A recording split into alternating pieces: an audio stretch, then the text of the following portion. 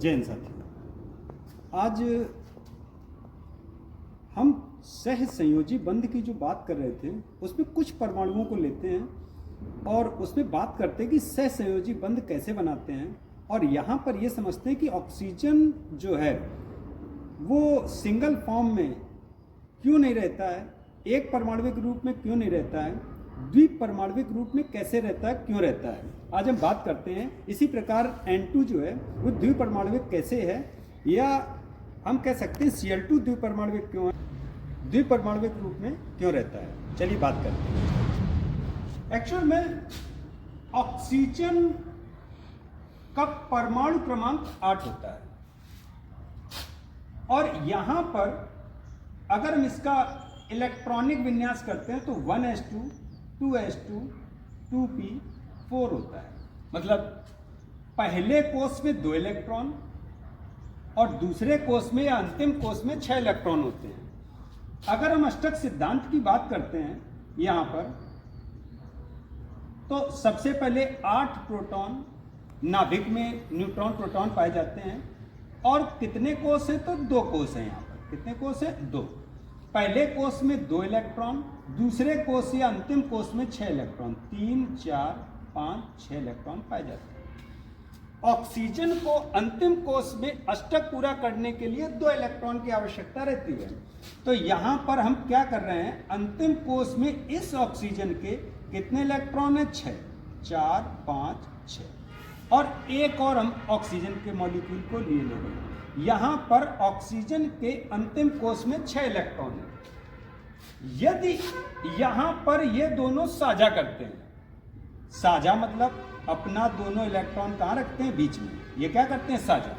2 electron, एक इस oxygen का है, इसको हम इस प्रकार से डिनोट किए दे रहे हैं, ठीक है। एक इलेक्ट्रॉन ये ऑक्सीजन का, एक इलेक्ट्रॉन इस ऑक्सीजन का। अब इनको साझे में देखिए, 2 2 4 5 2 7, 2 2 4 5 2 7। एक इलेक्ट्रॉन और उठाते हैं और एक इलेक्ट्रॉन इसका भी ले लेते हैं, तो 4 3 4 4 8, 4 5 6 7 8, 4 5 6 7 8। मतलब इसका भी अष्टक पूरा है और इसका भी अष्टक पूरा है और 2 इलेक्ट्रॉनों से एक बॉन्ड बनता है। तो इस प्रकार ऑक्सीजन डबल बॉन्ड से अपने ही अणु से जुड़ा रहता है और ये बन जाता है क्या, O2। क्या बन जाता है, O2। ऐसे ही अगर हम और बात करते हैं,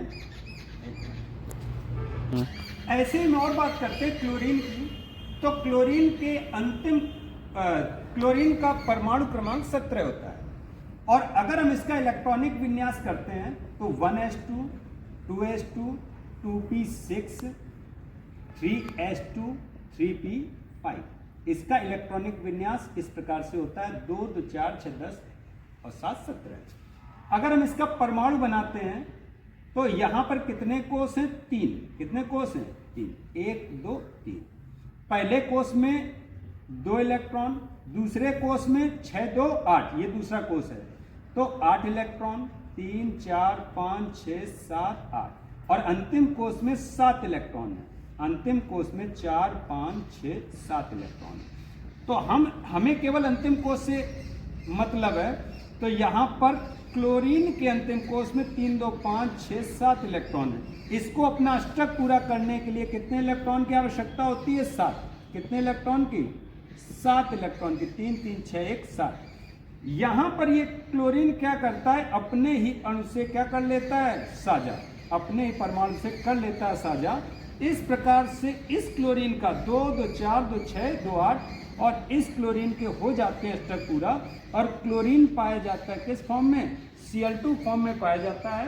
और अगर हम आगे बात करें नाइट्रोजन की, तो नाइट्रोजन भी इसी प्रकार से अपने अंतिम कोष को पूरा करे रहता है और N2 फॉर्म में पाया जाता है। यहाँ पर नाइट्रोजन के अंतिम कोष में 5 इलेक्ट्रॉन पाए जाते हैं। कितने पाए जाते हैं, 5, 1 2 3 4 5।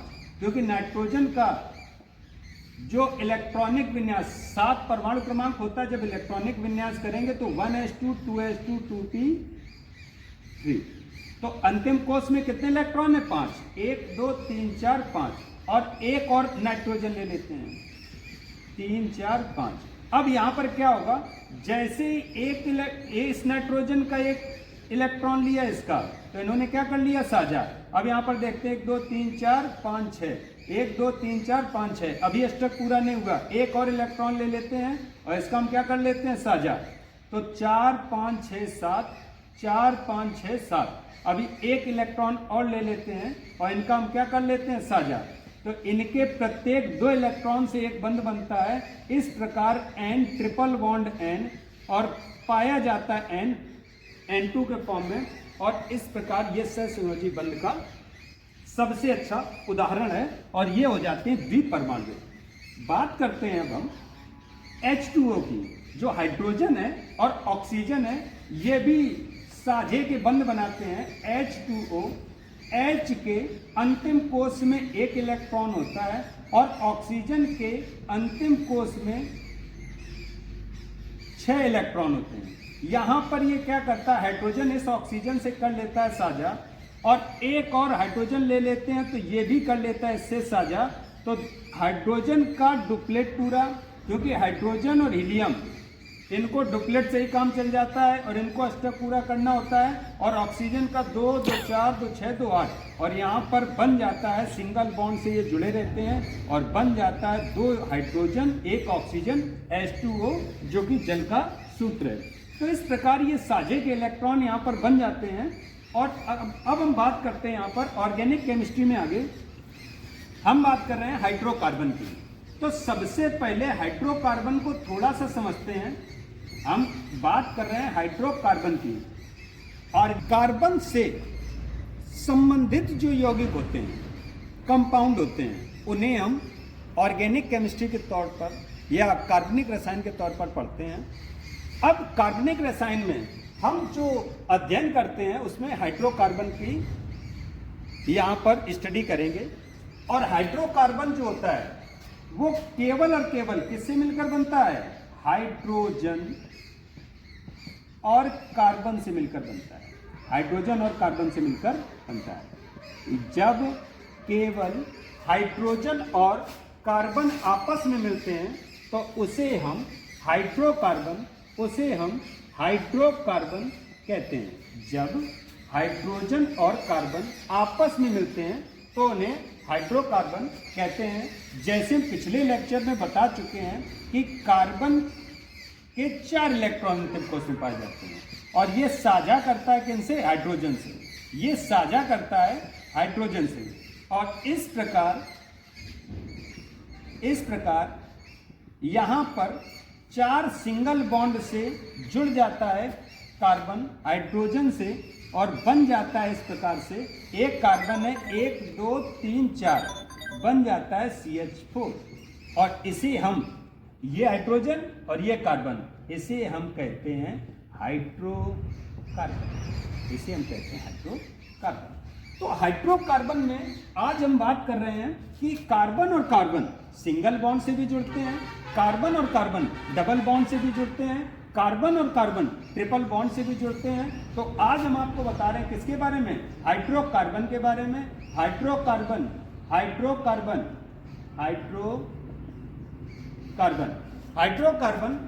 कार्बन के अंतिम कोष में 4 इलेक्ट्रॉन होते हैं। कार्बन के अंतिम कोष में 4 इलेक्ट्रॉन होते हैं, और ये कार्बन आपस में साझा कर लेते हैं।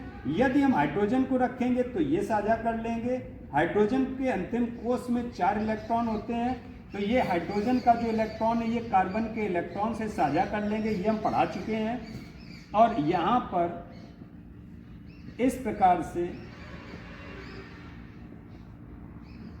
साझा करने के बाद ये इनका डुप्लेट पूरा हो जाएगा। इस प्रकार से इनका डुप्लेट पूरा हो जाएगा, और कार्बन का ये स्टक पूरा होगा, इस कार्बन का भी स्टक पूरा हो जाएगा, और यहाँ पर कार्बन और कार्बन सिंगल बॉन्ड से जुड़ जाएंगे, और यहाँ हाइड्रोजन भी सिंगल बॉन्ड से जुड़ जाएंगे, और बन जाएगा इस प्रकार से एक स्ट्रक्चर जिसको बोलते हैं CH3।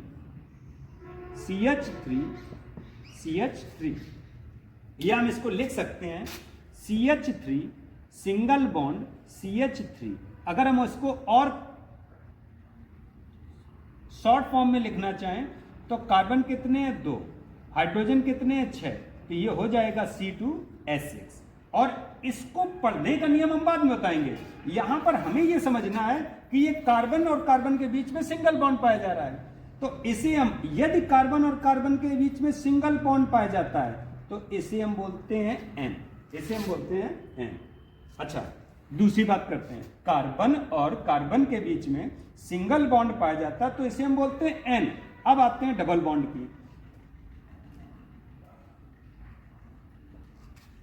यहां पर CH3 सिंगल बॉन्ड CH3, तो इसे हम बोलते हैं N, इस सिंगल बॉन्ड को बोलते हैं N। कार्बन और कार्बन के अंतिम कोष में 4 इलेक्ट्रॉन पाए जाते हैं।